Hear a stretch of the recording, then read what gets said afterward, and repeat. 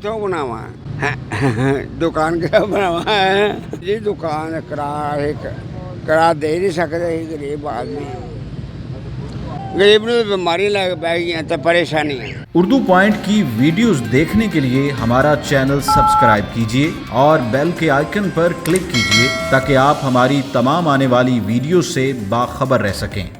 अस्सलामुअलैकुम नाज़रीन, उर्दू पॉइंट में खुश आमदीद और मैं हूं आपका मेज़बान हारिस भट्टी। नाज़रीन, उर्दू पॉइंट अपने व्यूवर्स के लिए जो आज मोटिवेशनल स्टोरी लेकर हाजिर हुआ है वो स्टोरी कुछ यूँ है कि एक बुज़ुर्ग शहरी जिनकी उम्र तकरीबन 75 साल है, पिछले 55 साल से इस नाले के किनारे, इस सड़क के किनारे बैठकर मोची का काम कर रहे हैं।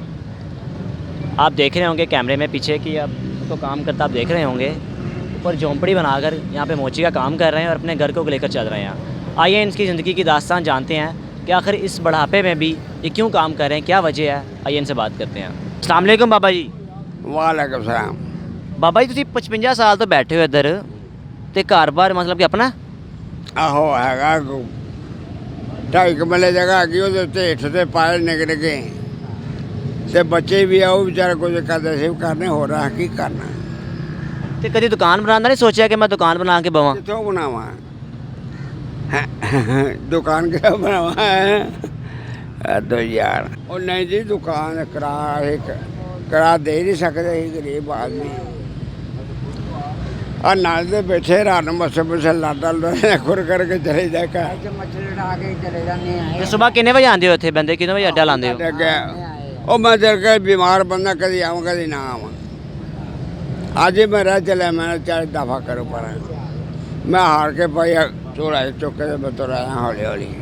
ਰਾਤ ਨੂੰ ਵਾਪਸੀ ਹੁੰਦੀ ਆ ਜਦੋਂ ਅਜ਼ਾਨਾਂ ਤੋਂ ਬਾਅਦ ਬਾਬਾ ਨੇ ਰਾਹ ਹੁੰਦਾ ਉਹ ਵੀ ਬੱਚਾ ਕੋ ਆ ਜਾਏ ਰਾਹ 'ਚ ਬਿਠਾ ਦੇ ਚਲੇ ਜਾਈਦਾ, ਨਹੀਂ ਤਾਂ ਔਖੇ ਸੌਖੇ ਘਰ ਚਲੇ ਜਾ ਝੋਲਾ ਫੜ ਕੇ ਬਹਿ ਜਾਓ।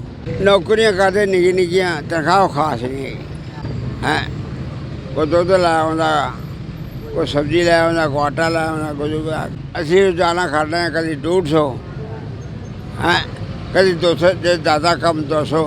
ਮੈਂ ਆਪਣੇ 50 ਰੁਪਏ ਰੱਖਣਾ ਸਵੇਰੇ ਜਾ ਦੁੱਧ ਲਾ ਕੇ ਪੀਣਾ ਵੱਡੇ ਲੈ ਕਾਜੇਪਾਲ ਤੇਰੇ ਅਗਲੀ ਗਲੀ 'ਚੋਂ ਹੀ ਆਉਣੇ ਆ। ਈਦਗਾਹ ਨਹੀਂ ਹੈਗੀ, ਉਹ ਅਗਲਾ ਤਾਂ ਸਾਡਾ ਹੀ ਆ। ਜਿਹੜਾ ਕਮਾਉਣੇ ਉਹ ਚਾਹ ਪੀ ਲੈਂਦੇ ਆ। 10 ਤੇਰੇ ਕੋ ਫੜ ਲੈ, 5 ਤੇਰੇ ਕੋ ਫੜ ਲੈ, ਜਾਓ ਜਾਂ ਚਾਹ ਲੈ ਪੀਏ ਹੋ ਕਾ ਪੀਓ। 55 ਸਾਲ ਤੋਂ ਤੁਸੀਂ ਇਹ ਮੋਚੀ ਦਾ ਕੰਮ ਕਰ ਰਹੇ ਹੋ, ਐਸੀ ਜਗ੍ਹਾ ਤੇ ਬੈਠੇ ਜਾਂ ਪਹਿਲੇ ਕਿਤੇ ਹੋਰ ਬੰਦੇ ਸੀ? ਉਹ ਉੱਥੇ ਬੈਠੇ, ਸੜਕ ਨਿੱਘੀ ਜਿਹੀ ਹੁੰਦੀ ਸੀ, ਝਾੜੀਆਂ ਹੁੰਦੀਆਂ ਸੀ, ਲੋਕੀ ਬੇਰ ਖਾਣਾ ਦੀਵਾਰ ਨੂੰ ਇੱਥੇ ਆ ਜਾਣਾ ਪਈ ਚਾਰ ਇੱਧਰ ਤੇ ਅਸੀਂ ਉੱਥੇ ਕਿੱਕਰ ਜੀ ਛੋਟੀ ਜਿਹੀ ਉੱਥੇ ਬਹਿ ਗਏ। ਉੱਥੇ ਬਹਿ ਕੇ 60 ਸਾਲ ਹੋ ਕਦੋਂ ਉੱਤੇ ਹੀ ਹੋਣੀ। ਆਪਣਾ ਟਾਈਮ ਪੂਰਾ ਕਰੀਦਾ, ਬੜੇ ਚੰਗੇ ਰਹੀਦਾ, ਹੱਸ ਖੇਡੇ ਟਾਈਮ ਘਰ ਹੀ ਬਹਿ ਰਵਾਂਗੇ। ਕਦੇ ਹੁੱਕਾ ਫੜ ਕੇ ਉੱਥੇ ਬਹੋ, ਕਦੇ ਉੱਥੇ ਬਹੋ। ਆ ਬੱਚੇ ਨੂੰ ਫੜ ਲਓ, ਆ ਕੁੜੀ ਨੂੰ ਫੜ ਲਓ, ਆ ਦਾਲ ਲਿਆ ਦੇ, ਇਹਨਾਂ ਕੰਮਾਂ ਤੋਂ ਬਚੇ ਆ ਬਸ ਆ ਨਾਲੇ ਉਹਨਾਂ ਬੈਠੇ ਆ ਮੱਛਰ ਲੜਦਾ ਲੜੇ ਆ ਨਹੀਂ ਨਾ ਟਿਸਮੈਨ ਆਉਂਦੇ ਦਾ।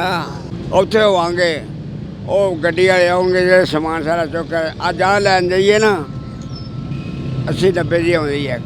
ਅਸੀਂ ਘਰ ਚੱਕਨੇ ਆਪੇ ਉਹਨਾਂ ਪੈਸੇ ਦੇ ਦਾਂਗੇ ਤੇ ਛੱਡ ਜਾਣਗੇ, ਜੇ ਨਾ ਛੱਡ ਜਾਣਗੇ ਤੇ ਲੈ ਜਾਣਗੇ।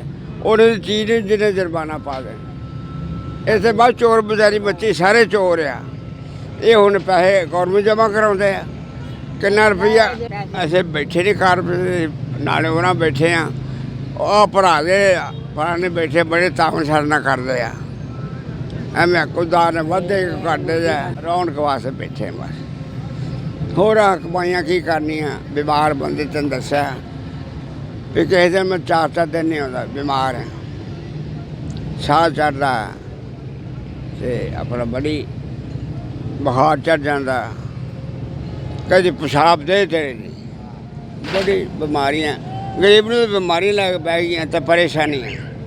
ਅਤੇ ਇਹਨਾਂ ਦੇਣਾ ਕੀ ਆ ਕਿਸੇ ਨੂੰ, ਐਵੇਂ ਢੇਰ ਚਾਲੀਆਂ ਬਣੀਆਂ ਨੇ ਦੁਨੀਆਂ।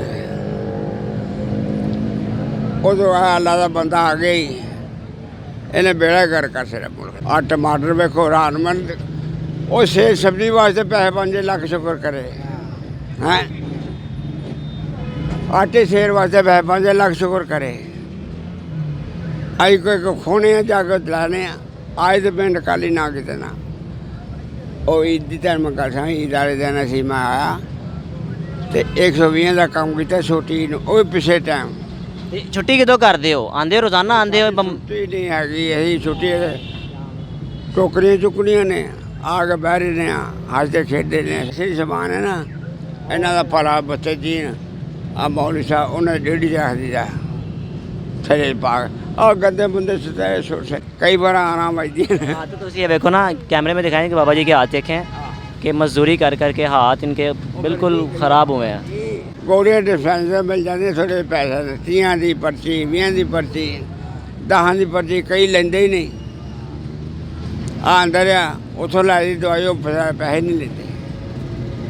जी तो नाज़रीन आपने बुज़ुर्ग शहरी की बात सुनी कि किस तरह 75 साल इनकी उम्र है, तकरीबन 75 साल, और पिछले 55 साल से इस अड्डे पे बैठकर मोची का काम करके अपना गुजर बसर कर रहे हैं। मुझे दीजिए इजाज़त, देखते हैं उर्दू पॉइंट। अल्लाह हाफ़िज़।